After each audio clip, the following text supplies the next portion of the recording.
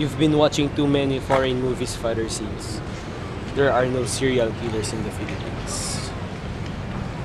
That was an excerpt from the novel Smaller and Smaller Circles, a winner of the Philippine National Book Award and considered the first Filipino crime novel. Smaller and Smaller Circles follows two Catholic priests on the hunt for a brutal serial killer in Manila's notorious Payatas dumpsite slum. Led by Father Gus Sainez with the help of his former student and fellow forensic anthropologist, Father Jerome Lucero, they track down and try to decipher the mind of a serial killer, Alex Carloses, whom attorney Benjamin Artinas, the head of the NBI investigating team that doesn't believe that serial killer exists. When the mutilated bodies of young boys begin to appear in the Payatas dump site, a rarely policed 50-acre landfill that is home to thousands of desperately impoverished people, two Jesuit priests take the matter of protecting their flock into their own hands. Father Gus Sainez has been a priest for 3 decades, but he is also a forensic anthropologist, one of the few in the Philippines, and that has been tapped new director of the National Bureau of Investigations as a backup for police efforts, together with his protege, Father Jerome Lucero, a psychologist. Sainez races to track down the monster preying on these boys before he kills again. Father Sainez represents a tall, mestizo, and ruggedly handsome priest you hope would not be in front of an altar in your wedding. He's well-educated and witty. Father Jerome Lucero is Father Gus's former student, a forensic anthropologist, and his partner in solving the series of killings. He is much younger but less likely to withhold his feelings when agitated or irritated. Posing as a hindrance, the acting director of the police department is somehow a tire of the attention-seeking, media-loving police figure. He not only takes the case carelessly, but also leads the people in the wrong direction just to make himself look good and seem in control of the case. Alex Carlos is the resident dentist slash serial killer in this fast-paced novel. He works in a mobile clinic that provides dental and medical checkup in the Payatas area. It is there that he is given access to the undersized and undernourished boys he needs to fulfill his sick plan. His anger comes from being molested as a child by his PE teacher, Mr. Gorosme, unable to talk to his parents about the humiliating incident, and incapable of talking to any friends about his trauma. He grows up psychologically impaired and angry. Conceived as a corrective measure to address the widely purported notion that there are no serial killers in the Philippines. F.H. Batacan insists in her debut that overlooked, under-policed, impoverished communities are especially vulnerable to violent crime and are often forced to seek justice outside of the overburdened, corrupt state legal apparatus. A smart political critic combined with an unflinching gritty, breakneck clock makes Smaller and Smaller Circle a necessary addition to crime fiction genre. The novel was a thrilling detective story. From reading the novel, I got the idea that the antagonist seeks for justice like any other Filipino, especially those under the poverty line.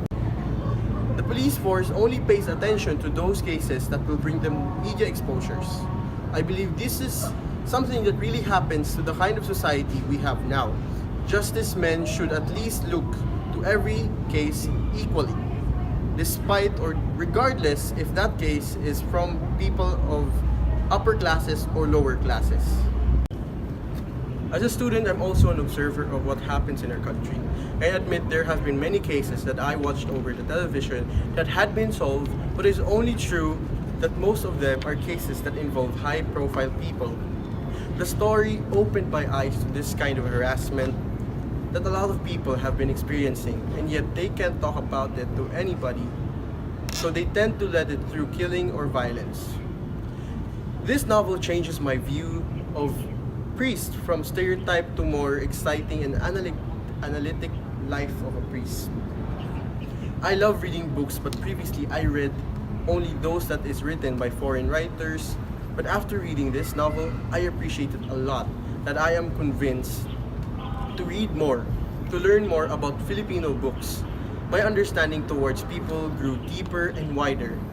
I learned a lot of things. Sean, The Filipino values that were depicted in this novel were the tight family ties. They continuously search for their loved ones, even though there's a high possibility that they were dead already. Warm family and loving pictured in the family of Father Gus.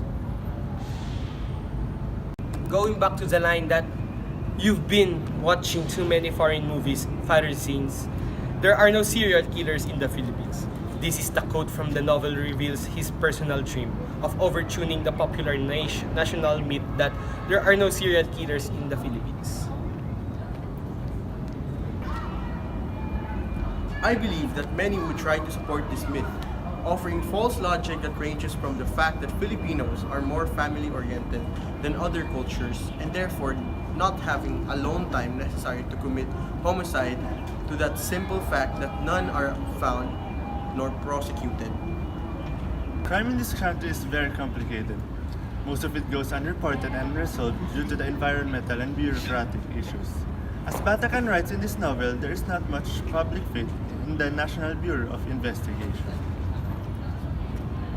This is probably why her two heroes are two Jesuit priests who are brought into a consult on the case as an outside, uncorrupted view.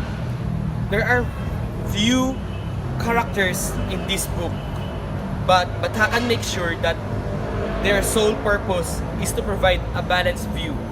Not all cops are bad, not all church officials are corrupt. It is true, in our society, smaller and smaller circles flies in the face of this dangerous myth, forcing the eye to the millions marginalized poor for whom law enforcement has no resources or incentive to protect and who have no one to seek justice on their behalf. Batacan's novel asks for the acknowledgement of the failure of the country's infrastructure. Who is the mastermind behind this book? F.H. Batacan's way of writing is exceptional.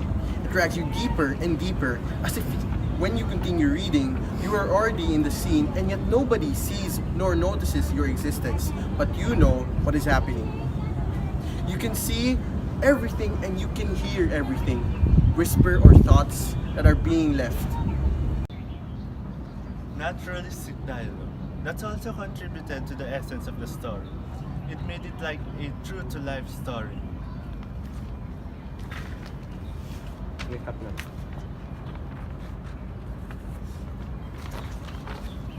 And last but not the least is how they publish it. The book is handy so it's more comfortable to read anywhere, anytime. Batacan's style has the easy flow of a great thriller. Her language is a direct and graphic. The world she creates is shocking in its brutal description of slum poverty. The horrific crimes are made worse by the environment they took place in. While doing research for this book, we also googled some pictures and we saw the 13-acre garbage hell. It was the perfect representation of the hidden vulnerable side of the Philippines. It is noteworthy that she, the author, does not shy away from the horror and is not afraid to deal with the tough and unpopular notions, in particular the belief on serial crimes not happening. The novel is streamlined And fast-paced, And her storytelling should be compared to the best crime writers. sneak peek.